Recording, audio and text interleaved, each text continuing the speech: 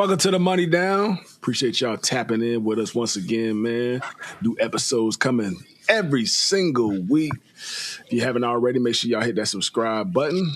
Speaking of money, people continuously getting paid in the NFL, man. Devon Witherspoon signed him a 4-year, $132 million deal with $101 million fully guaranteed. So shout out to Devon Witherspoon, man, from another dude from the crib, from Florida. Florida. No, I mean, look, he's a dynamic corner, man. He ain't that big for real, but he stick his face in the fan. He getting in there on them run fits. Like, he'll blitz, he'll cover. I mean, he's a dude who can really do it all at the cornerback position. Kind of different than most dudes. Like, when you think of a top corner, a lot of times you think just strictly coverage. But when you watch this dude play football, he's a true football player. He getting after it. Like, he can play the slot. He can play outside corner. Like, they do a ton of stuff with him out there in Seattle. So, you know, what you laughing for, man? Bro, I thought I was tripping. I know I'm a little drizz a little bit. Yeah, he acting like he on. Hey, bro, I ain't gonna lie to you, bro. When you said you stick his face in the fan, bro, I had a flashback because I actually used to do that as a kid, bro. You know the old white stand-up fan? Yeah. The one that's circular one? Yeah. Pull that hedge and pull me and my brother. Me and my brothers used to really like stick our face in the fan to stop the fan, dog. Y'all weekend. That makes sense though. It do. Now that I think about it, it's showing up, dude, bro. Hey, you know how like you just say something, somebody says something, sometimes it just like gives you a flashback because it just reminds you, bro. For sure. I mean, stick his face in the fan for real. That describes him for real. So I don't know what y'all thoughts on the Witherspoon contract. Well deserved, bro. Yeah. Well deserved. Like you said, Florida product. You know, I know Aaron Henry used to talk a lot about him there at Illinois, and he still do. You know, hype him up and give him his flowers. Like you said, well deserved. But bro, such a big piece because, like you said, you could put him inside, you could put him outside. If you got a number one that you feel like he needs to stop, he can handle that load as well, and then also he can blitz, bro, and he's real effective in the run and blitz game. So you continuously see it, bro. Seattle has paid their guys. Obviously, they paid Jax not too long ago, and then to pay Spoon, I mean, bro, they setting themselves up for the future. I got a young defense. They got a lot of pieces. They could be a team that could continue to go on the run that they just had this following year. So it's going to be interesting to see. Obviously, paying him, but you know the division at the end, right? Rams fan here. San Fran is going to always be in the mix. Would they play? And then Arizona is Arizona, but at the same time, right, they have some flashes where they are in contention to be in the top. I mean, in the conversation for that division. So I think it's well deserved, and it was an important move to make because, like you said, you got to continue to pay the guys and keep that gang together, and then you want to continue to go on that run that you just had last year. No, for sure. Agree with that. Definitely well deserved. Like you said, just you got to have a guy that you don't mind putting on an island that can cover a number one, and you got to pay him. And so, I mean, he's that for Seattle. He's a guy that you could leave, man to man. You could put him in the slot. He's very versatile, and I mean, he makes plays on the perimeter. So, I mean, definitely. And like you said, he's not afraid to stick his head in there. And so, you can't. I mean, you love corners that not only can cover but aren't afraid to come up and play the run game too. So, he's very versatile in that regard, and somebody that you could put close to the box, put on the perimeter, and expect him to be a playmaker. 100%. And gonna talk shit too. Like that's really the hey, you could tell who from where, bro, just by when they on the field how they how they conduct themselves. Hey, he gonna talk his shit, dog. So for sure kind of remind me of CJ a little bit as far as just like just animated and loud, bro. And them boys make plays. So shout out to the crib. No, definitely shout out to Patriots. We gotta get it done now. Gonzo up next. Hey, got your dude. He set the bar, and that's just how it goes. And now he gonna want. We gotta figure it out. You got to lock that down, man. You got a good secondary, a good corner. You got to figure out a way to secure them because it's hard to come by. Not every team got a dude that can shut down the side of the field or shut down the number one, receiver and all that. So we got to figure out a way to get that done. I know Kraft said he's offered him to be the top paid cornerback. That was obviously before this. Now it's going to have to be a little bit more money, I'm assuming. So we'll see what happens with Gonzo, but man, hopefully he ends up being a Pat for life. What you think? Go ahead. Because you're a New England guy and you kind of know just how things went. What you think the holdup is? Like, you think it's on Gonzo, or you think it's just you think Gonzo was probably waiting on Spoon to get paid? Like, what you think? Right, I honestly have no idea. It's always just a little fine print, like little guarantees and all that stuff. I feel like that's all it really, really comes down to, whether roster guarantees or showing up for this and that.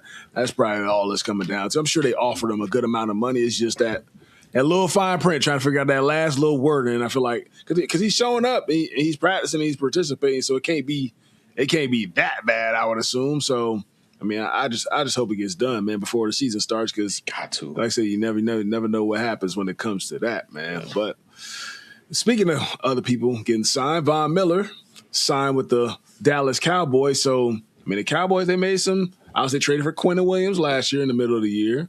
They draft Caleb Downs. They got George Pickens under his little franchise tag or whatever it may be. So they go out and get Von Miller, which obviously he's a lot older. He's still productive, not as, not the Von Miller of the Broncos days and all that stuff, but – still can make an impact. So I don't know what's y'all thoughts on Von Miller signing with the Dallas Cowboys. I mean, I think it's a good pickup for him, a good veteran piece on the defensive end. Obviously, talk about how important it is to have veteran pieces on your defense, on your team. I know they got some young pass rushers that can learn from him, a guy that's been double-digit sack leader, so on and so forth. Do I think it makes a heck of an impact in terms of in game? I think it does. I think you still got to account for Von Miller and the things that he can do. He's a vet. He's a savvy vet. So, he studies tape. He knows what's going to, beat you. He knows, whether he's, inside move, power, edges, and he can still do it. Do I think that, he's another double-digit sack guy for you? I don't think so. I don't think so. I don't think it's. I mean, he had 9.5 last year, right? I mean, it ain't double digits. It ain't double digits.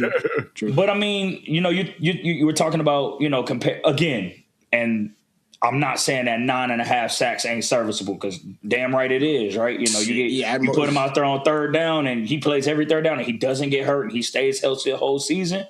Again, it could be more than that, right? He was nicked up a couple of games last season, and I will say, man, I do think sacks are a little overrated at times, though. Because you got to take into account. You got to take into account when these sacks happen. When they happened, and for sure, for sure. So they can't be overinflated sometimes. I mean, I don't want to overlook, especially the good sacks. That's a good clean sack. Beat them with a good move. Something that Von Miller's known for doing. A lot of his sacks don't come from coverage sacks. No, no offense to the DBs that he's always been a game wrecker. But I think being a little bit older into the game and whatnot. Like I said, his knowledge of the game, the way he studies tape. It's still you can't underestimate it, right? You can't.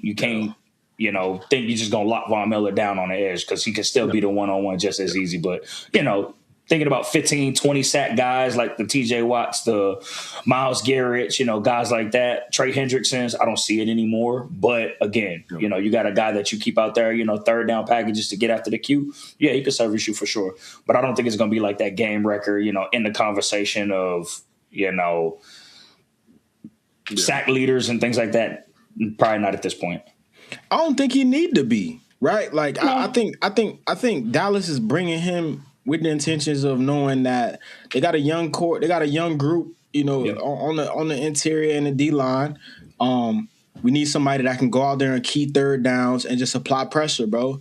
He still has it in the tank to get home. I mean, he had 9.5 sacks last year in Washington, and then I think I seen something like, bro, Dallas ain't even have 9.5 sacks last year. It was some stat like that, right? Like, they didn't even get to the quarterback that many times. So I think, bro, adding him, and then who did they just pay?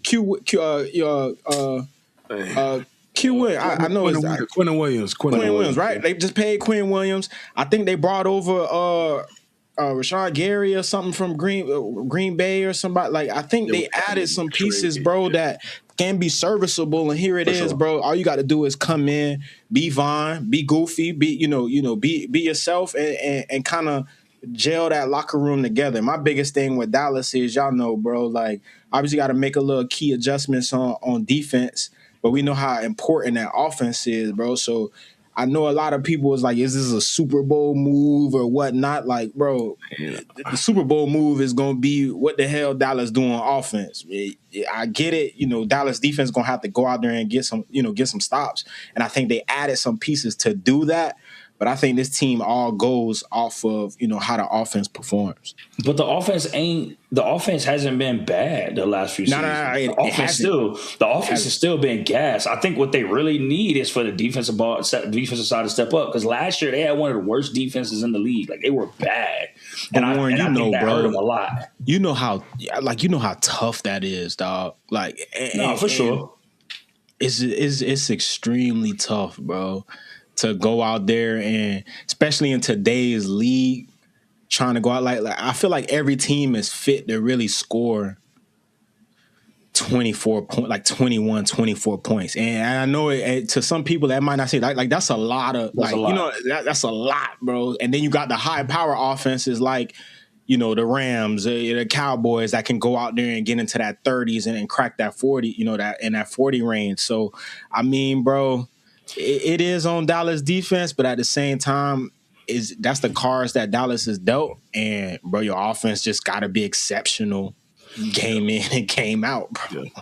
But again, we go like I just pulled up some of their scores. Like, they're well into. There ain't many games they scored less than 24 points. I mean, right?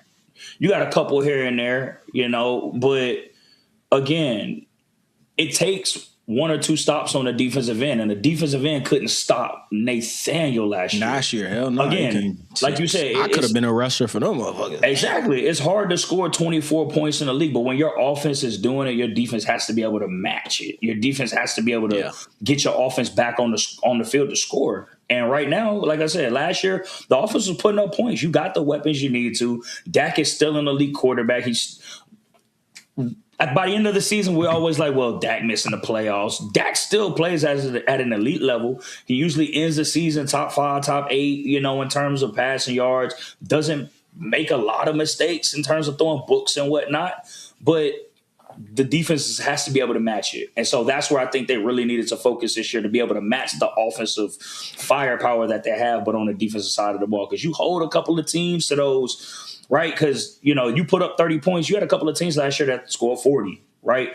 One or two stops here and there, you win a ball game. Like 30 to 40 points, 24, 28, things like that. Those are winnable ball games. And you just need to get stops on the defensive side of the ball. And when they're not doing it, it makes it that much harder for the offense. But they can do it on the offensive side of the ball. They did it all last year. Yeah, they always going to be explosive. They got the weapons, and I think the Von Miller signing it's a good signing, but I think I just don't know how impactful it is because over the last couple of years he done got banged up too, to where he ain't played a full 17 games and all that. So we'll see if he can stay healthy. He's back at the crib. He's back in Texas and all that. So I'm sure that's a part of it. Maybe it's his last hoorah being back at the crib too. So maybe he'll turn it up a notch, getting to play for quote unquote America's team. So we'll see what happens with that. Speaking of injuries, we're starting to pile up a little bit in the NFL. We got Jeremiah Love. He's out for a little bit. Jordan Tyson out for 2 months. Got Jamal Adams, torn quad, out for the season. Kyle Monangai out for a few weeks. Chase Bonitas, Cardinals second-round pick. He's out, torn MCL, out for the season. Breece Hall out for a few weeks. Ricky Pearsall out for the season. So that boy can't catch a break. Who you said out for the season? Jamal Adams. Not Jamal Adams. You said somebody else. It was one more person. Chase Bonitas. The Cardinals second-round pick. Cardinals second. Okay. Start at guard. Yeah. He's supposed to start at guard for him. So what do you think he said? I thought he said Benito, fam. I thought. Broncos might have been cooked at that point. Yeah. Ricky Pearsall can't catch a break, fam. Yeah, no, he can't. But I mean, I think the news on that has been out for a while, right? Yeah. And I think that was more like an organization coming together and saying, like, bro, get this done and sit down and, you know what I'm saying, we'll make sure you good just for the long run of your career. But, bro, y'all boys know how it is around this time of the year with camp, fam. It's a lot of people that go down, dog. And you just got to hope that you on the right side of that, you know, of that reaper when he come in as far as the injury bug, man. So as long as you ain't losing, you know, top guys, like I know with some names on there that was expecting to make some, you know, plays and an impact early on in the season. But, hey, bro, we see it year in and year out, fam. So I hope everybody gets healthy, and for the guys that do have the opportunity to play and come back, man, get healthy and just be ready to go. Because I don't know, I just feel like the anticipation and just how this season gonna be, bro. I feel like you know, there's some teams that can hit they run kind of like mid and late in the year, bro. I just feel like it's gonna be fire from the go. Like you gotta be ready, bro. You gotta be ready. So. Didn't Jamal Adams get injured last season? I don't know. I know he was in Vegas, but I don't know if he was hurt. I don't know. He might have. I mean, I think the biggest thing I see on it's like 3 rookies that's banged up. 2 of them that's out for a little. Well, obviously Bonita's out for the year. Tyson out for 2 months, and Jeremiah Love is out for a little bit. You ain't say what's his name, bro? Buddy in Philly. I know you talking about. Oh yeah. Is it Makai Lemon? Makai Lemon. Yeah, like I seen something, bro. He ain't practiced all OTAs or camp. Yeah. And you first round pick, like they traded you, and I mean not traded, they traded AJ. Yeah, like it's. Yeah, I mean I think that's always tough as an organization when you obviously put a little bit of an investment in the player. You expect for him to make an impact in year 1, then boom, he out for 2-3 months, and I think that shakes up some of their development too. Obviously, some guys could jump right back in week 7 or something, and make an impact, but it's hard. Without those training camp reps or preseason reps to expect for somebody who's, you know, he done missed half the season to just jump in there and be like, okay, like he about to get it going for us. So it's hard because this is an important time for those young rookies. I know for me, I had a weak ass preseason. My rookie year, was terrible, boy. They was on the bench the entire year. So the preseason is important. I think every year that I had a pretty good performances throughout the preseason, it led into good years throughout the year. So I know a lot of people like to negate it and, you know, not see starters play the entire preseason, but I do think it helps. It helps build that confidence going into the year. So for a lot of these young guys to miss, you know, that amount of time, I think it definitely hurt. I don't know. It's 100% injury rate. Guys going to get hurt. But it definitely hurts that developmental time for me. Yeah. But then we also had the Rams rookie quarterback. He had a pretty good preseason debut. No cheese now, because that's why I give a half cheese, bro. Hey, first off, let me say this: about to get him started, dog. Hey, Ty Simpson. Hey, I'm gonna say it first. I said it in that one episode. I said when I'm wrong, I apologize. Bro, you had a great first preseason game. Now just keep building on it. I said it. I said I didn't think it was the best pick for us at that point in time. He playing well. It's the preseason, bro. I mean, I ain't gonna take nothing away from him. I'm about to say, don't say that because it's been some rookies that we done seen in the preseason have some crappy preseason game. 100%. And he gamed. And so just hats off to him for the first one on the big stage. You know, obviously it's preseason. You got a lot of rooks out there getting some opportunities, but he handled it well. Like I said, we've seen quarterbacks their first preseason game not do well as rookies. So hats off to him, and hopefully he can still, you know, he can continue to build on it and learn from Stafford while he got time. I mean, that leads me to my next point. How much stock do you guys put in successful or even unsuccessful preseason performances? Like I say, a guy, he plays well all 3 preseason games. Does that automatically to you mean he gonna have a successful year, or vice versa? They may play doo-doo for 3 games in a row. Yeah, and then you know it worked both ways. You know what I mean? Sometimes it's hard to choose, but how much stock? Because we also seen dudes that game all preseason, then you know you throw them in a regular season game and it don't quite look the same. So it's kind of hard to evaluate. I mean, I kind of feel for GMs and coaches and all that. I mean, they kind of know who's their guys going into it, and they're trying to find those couple bubble guys that potentially can help them going forward. Because I've seen it countless times. Like, dang, like how can't that translate? I know it's not real game plan and everything every single time, but how can that translate for some dudes? But it just doesn't sometimes. I don't know. Call me, and call me crazy. I mean, I've thought about that before, and truth be told, I think it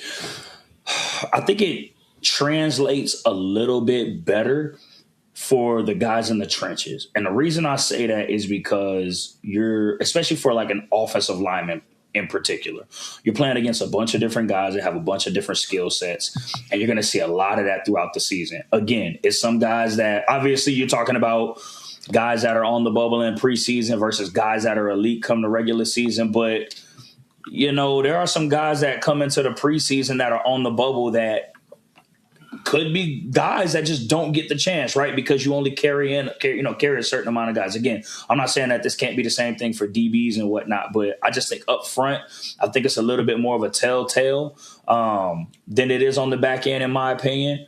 I don't know how Soj feels about that, but having a chance to go through it personally, I feel like, you'll get a little bit more insight on how a guy plays based on, especially up front, fundamentally, are you fundamentally sound?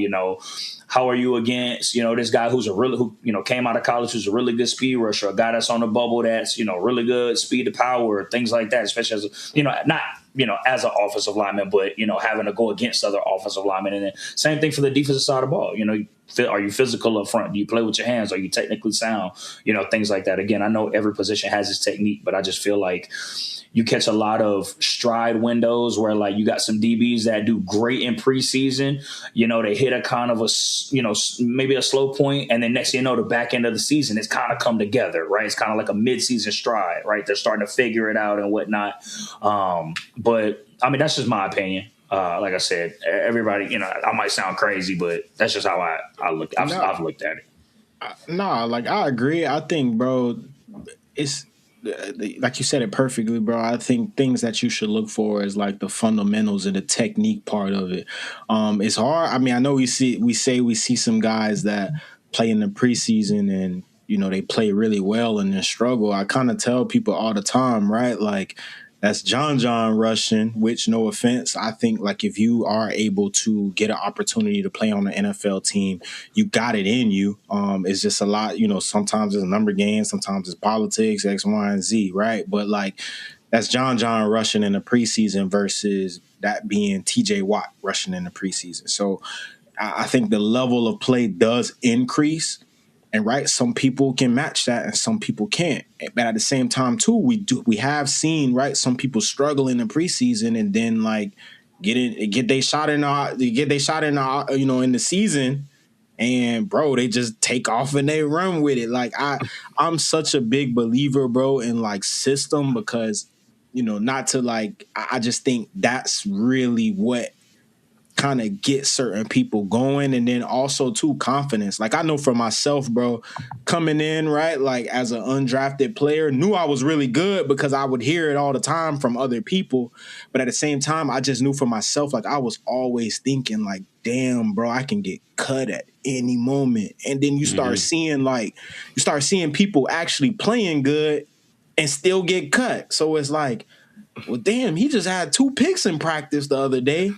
And he getting cut? Like, what more could he have done? So it just always keep, for like bubble guys and guys, on not having that full roster part, it just always keep your mind going. So I think it's a lot that goes on. But I think when you do hit that stride of confidence, where it's like, bro, I know for myself, it was like, fuck it. If they cut me tomorrow, they cut me tomorrow. Like, I'm just going out here and I'm going to work and have fun.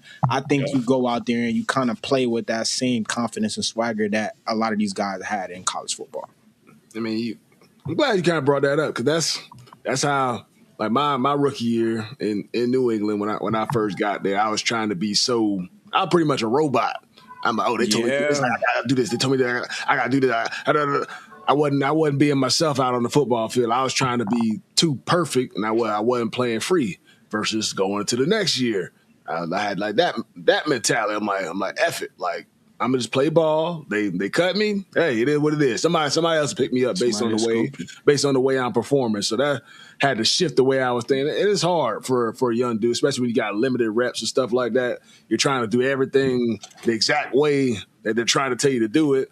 And that almost ends up screwing you up in the end because you're not just playing football. Because it's a fun game at the end of the day. It's a reactionary game. You got to react to what you see and just go play football. You can't be out there thinking because you're, like I said, you're going to be playing slow and mistakes going to start to happen. So man, craziest thing, bro. Not to cut you off, right? So I remember my rookie year, right? I ended up signing to Arizona, and bro, we had just had practice, so we going in to have meetings and watch practice. So let's say meetings start at 7:30, bro. 7:30 hit, all the DBs, we in, our meeting room. 7:35 come.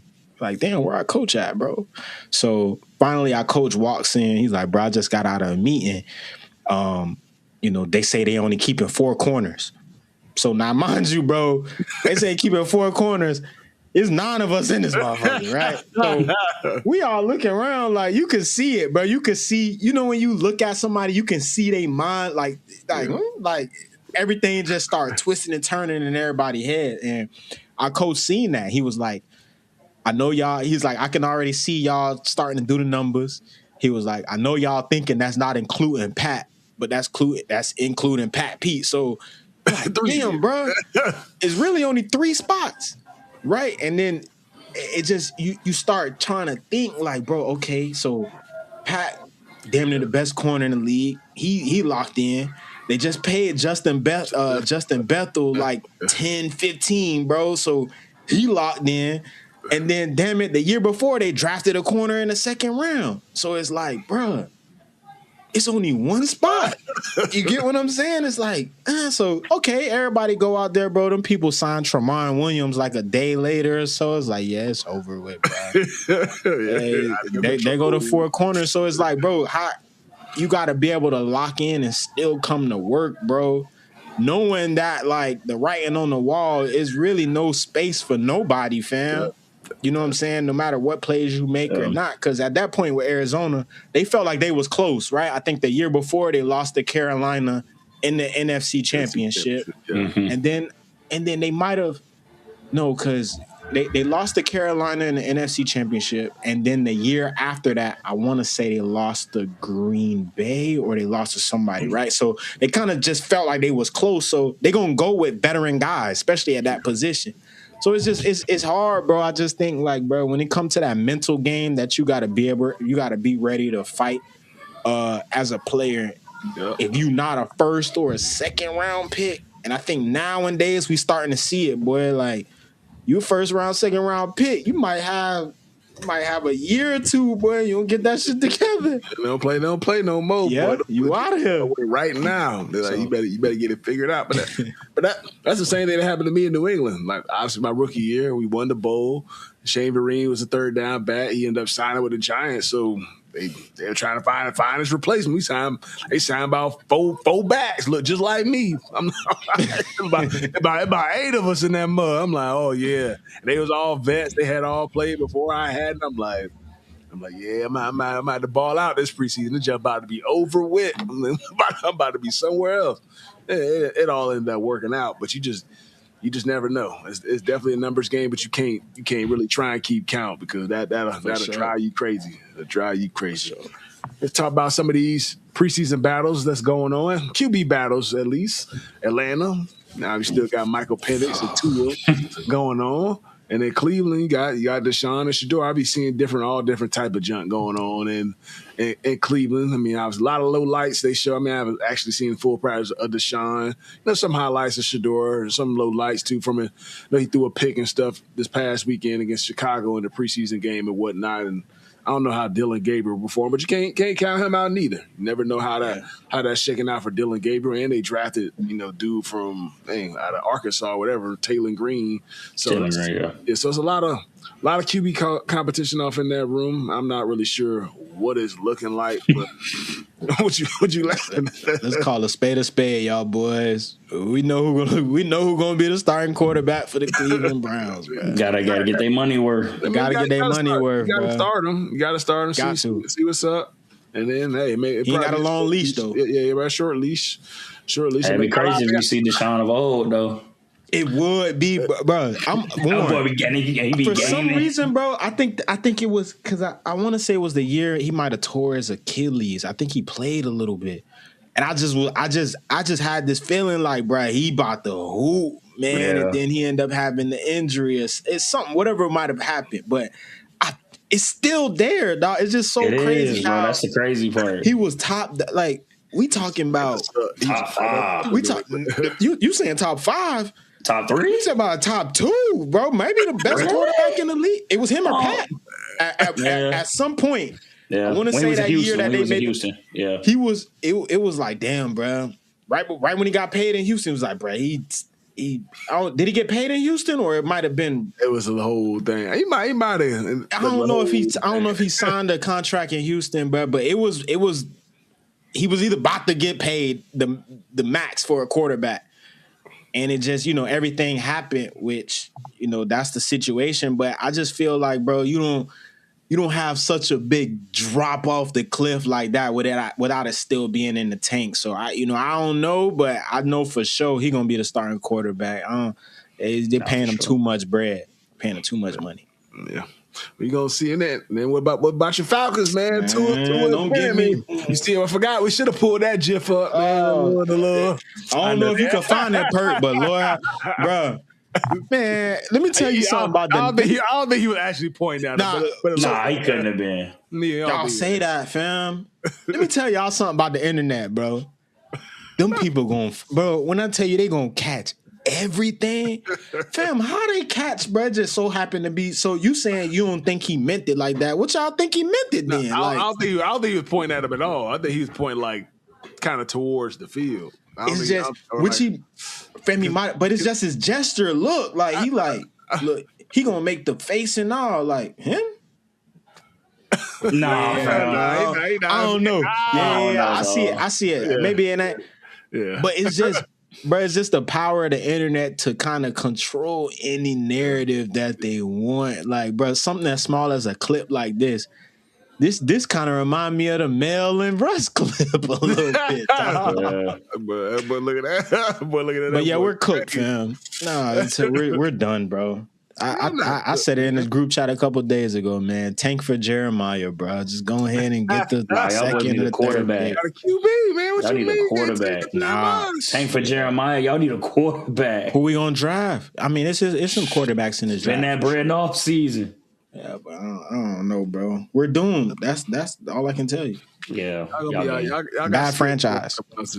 No, it's not bad franchise though. Yeah, bro. We haven't been good since we haven't been good since 28-3, bro. It's the Patriots' fault. It ain't our fault. They fault. It ain't my fault. Don't get me started on that, bro. Somebody turned me up the other day about I damn near crashed out, bro. Kyle Shanahan's still on my shit list, bro. Just bad football, bro. Speaking of shit lists, talk about Jayden Daniels, man. He's on quite a few people's shit lists. I got some words about that, fam. He sends out a cease and desist to LSU, which that's actually, T. Will. That's his nephew. Who wear number 5 for LSU. real? That's his nephew. That's hilarious, dog. That's his nephew. One of my neighbors and my grandma. One of my that's brothers. hilarious. Dog. His nephew is number 5 at LSU. Okay. Yeah. Shout out T. Will, man. Yeah, that's my dog. So he was hot. I think he made a couple posts, but he sent a cease and desist about his number 5 being worn at LSU. Obviously, there's a lot of great players that played at LSU. I mean, obviously, there's only been a few Heisman Trophy winners. They were like him, Joe Burrow, maybe I don't know. I'm sure there might have been a couple others. I don't know, but I didn't realize nobody had worn 9, which makes sense. Nobody has worn 9 since Joe Burrow has left, and I wondered he must have worn 5. Because don't nobody want that number, bro. Don't nobody want 9. 9. Fam. 9 is a gangster number, fam. It ain't, bro. That shit stink. But here's the thing, though, three LSU players that won the Heisman: Burrow, Jayden Daniels, Billy Cannon. So, but here's the thing, though, bro. Legendary for sure.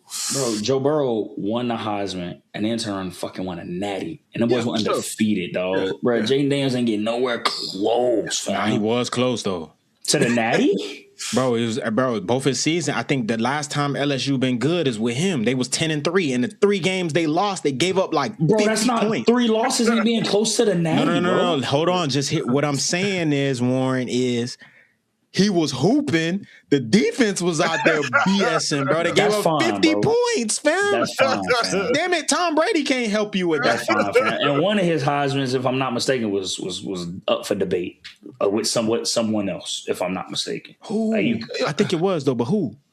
I can't remember who it was, but it was up for debate because you could have gave it to someone else. It was close. It was a down year. It was a down year for. That's why like his team wasn't. Was it? That wasn't. No, I'm about to say Gentle. His team, he made the playoffs and like all that stuff, but it wasn't much competition. I don't think he's done enough to get his number like. Heisman? Hold on, bro. I didn't want a Heisman, bro. Heisman?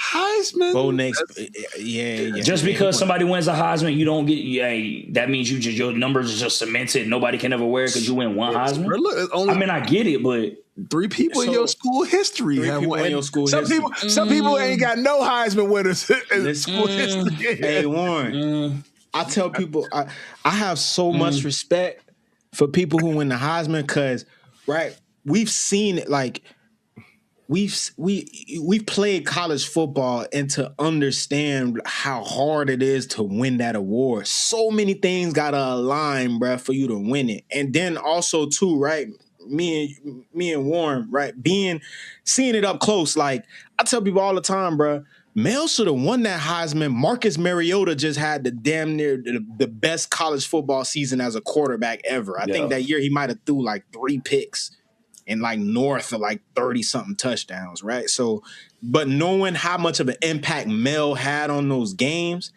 is like, bruh, to win the Heisman, bruh, you gotta be cold, dog. Like, I think if you do secure that thing, bruh, if you want your number. If you don't want your number one, like I'm with y'all, right? Like, bro, if somebody come in and want to wear 5, they could wear the number. But I ain't gonna sit here and downplay it like he wasn't hooping and he ain't got a reason to feel why the way he feel. But see, that's the thing. I think there is a reason he shouldn't feel that way.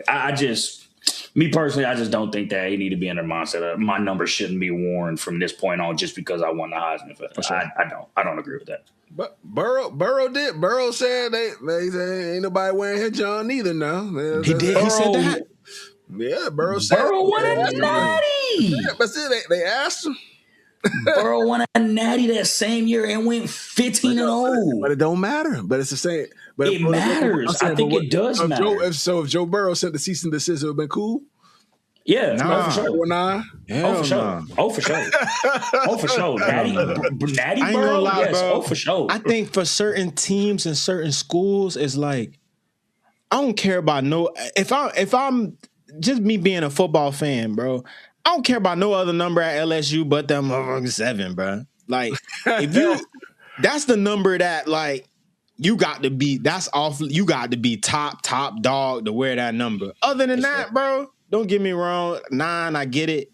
5, I get it. You know, y'all boys won the Heisman, but that ain't the tradition here, bro. Like, there's been plenty of other schools and teams that you know what I'm saying? Shoot, Derrick Henry won the Heisman. You don't see players at Bama not wearing 2 or whatever, whatever number it is that. Who was the last person that wore 2 after Derrick Henry? Shit, Ryan Williams wear it right now. Yeah. But see, that's what I'm saying. I mean, he also won natties though too. Alabama. So that's what I'm saying, bro. Every school different. Every school different. Yeah. I don't know though. I kind of see it though because it's like, bro, you can't go to USC and try to throw that 5 on, bro. You just can't. Like, no way. But has somebody wore 5 since? Drake.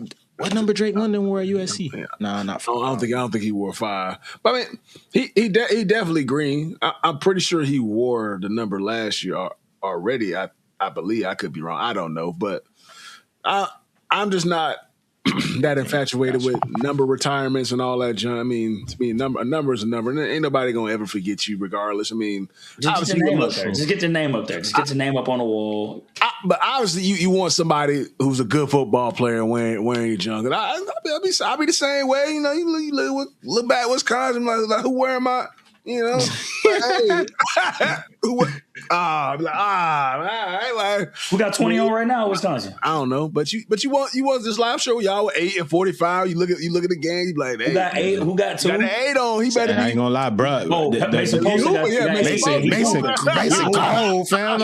I said that too. I think I said in the group chat. I said, bro, who this is with 8? It's open.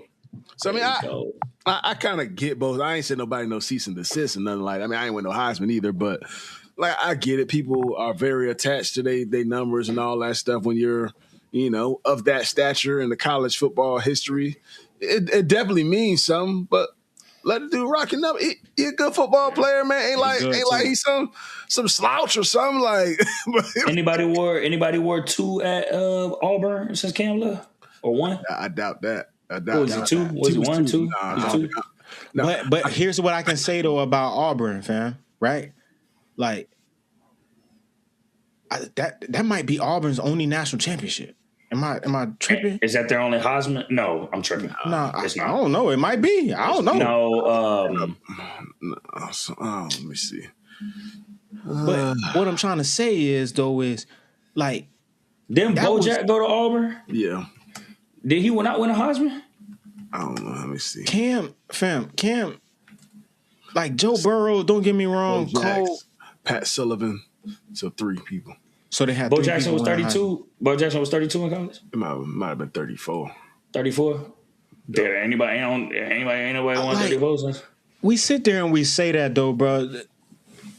2 of the receivers that Joe Burrow was throwing to, damn, there might be the greatest receivers ever. Like, that's facts too. You get what I'm saying? Too. So that's facts too.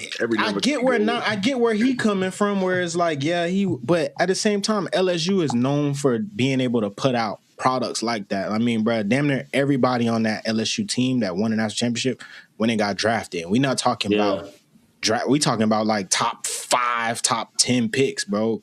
Everybody in the corner room went first, second round. Everybody on the defense got drafted. Everybody on the offense got drafted. I want to say the running back went first round. I want to say both receivers went. You get what I'm saying? Like, I understand we give Joe a lot of credit, but also let's give that team credit as well. So that's facts. I won't say we comparing Cam to Joe Burrow, but I think if Cam was to feel like, if he was to feel like, man, nobody can wear my number at Auburn, like, I think he got a little bit more. Is John retired already anyway? Yeah, I think he got a little bit more. Yeah. Cam carried that team, boy.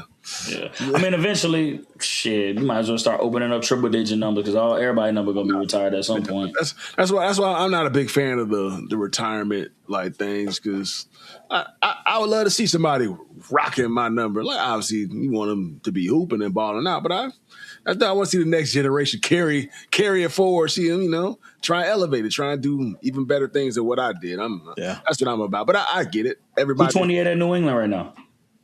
I don't know. I have no idea. NFL different though. NFL different. Yeah, league different. League different for sure. League way different. Ain't gonna ever be a number 12 in New England, fam. Nah, but it shouldn't be though, because that's championship after championship. Like, But it ain't that different. But I'm saying that's not every organization ain't got that. Like, you know what I'm saying? Like, that's a good point. You know what I mean? That's like Peyton Manning in Indianapolis. Like, I don't know if anybody has worn 18, but nobody probably should wear 18 there. Sure. Like, and nobody wants to wear 18. That's the thing. But that's what I'm saying about. That's what I'm saying about 9. Like, fam, I don't. Bro, 9 is a gas number, man. 9 is not bad, bro. I'm not saying that it's not, but I'm just, when you think of like, bro, I'm finna wear this number. Everybody know you either want to wear Uno. You want to wear some type, either number 2, number 5, number 4. Like, when we talk about single digit numbers, bro, 9 is probably the least. 9 and 8 is probably like the least number that I feel like as a single digit. That ain't true, fam. It depends on the person. Depend on the person. Nah, rocking 9. 4? 4 gas. 4 clean. 4? I would take 4 9 clean. over 4. I ain't taking 9. Oh, yeah, you bugging, bro. On defense? On defense? Fam, that 4. Ooh, that 4 hard. Maybe on offense, but not on defense. On defense, that 9 is that gas. 4. Give me that 4. 1, 2. Kind of 3 is 3 is. But 7? That's 7. That's 7. Yeah, 7. Yeah, my favorite number right there, boy. Dang. Y'all don't like 9? Rocking with 9 as a D like lineman, 9. as an edge, as a linebacker? 9? What? I like 9. I wore 9. So you see what you said, bro? An edge, D lineman. That's a good point. I got you. I get what you're saying. At Q, from when I come in at LSU and I'm the starting quarterback, bro, I'm not, or even as a DB, bro, I'm not wearing 9. That's an ugly number at corner, fam. That's ugly, bro. But you will wear 6. 6 is kind of 6. Hold on. 6 an ugly note. 6 an ugly note. So that's why I said not, bro. 9. So 9, 6. Listen, I ain't want to wear 8 at college. 9, 6, and 8. Them ugly numbers, fam. 6. Ugly I think numbers. 6 is ugly. I didn't say 6 was ugly. I think 6 is gas. I ain't gonna lie, bro. That fam, you rock 1, 2, or 7. Yeah, you gotta be top dog, bro. You gotta be top dog, bro. Y'all sleep on 6, man. I like 6. I like 6 and I like 9, fam. You throw me 6, I might be salt. And if I'm good too, like if I got a chance to pick, you throw me 6. Man, bro. Click 6 clean. You trip, man. 6 is clean. Effective immediately, we will no longer offer tickets in groups of 5 out of respect to Jayden Daniels. Bro, they trying These this, people man. crazy, bro. These people crazy. They'll let them have it, though. They'll let them have it, man. Bro, who said we have removed the 5. Bro, who is that? The Mets had a baseball game or something like that, and they said we refuse to score 1 more point out of respect for Jayden Daniels. Yeah, Yeah. that's hilarious, bro. They let them have. But hey, that's the internet, man. You can't win, boy. Once they get on your head, it's over. It's over. Oh, Poor guy. They sick, man. Goodness gracious. I just wonder how. I mean, obviously he's still gonna rock the number. I don't think as much he could do because they ain't retire his number. So like I don't know what he tripping on. Like The whole team had on 5 at practice. That boy's not getting rid of that number, dog. They had no formal jersey retirement, so I don't know why he's going so crazy. But that's a wrap for the Money Down Podcast. Appreciate y'all tuning in to another episode. Make sure y'all hit that subscribe button. We appreciate y'all always checking us out. Keep liking, keep subscribing, keep showing love. Appreciate it.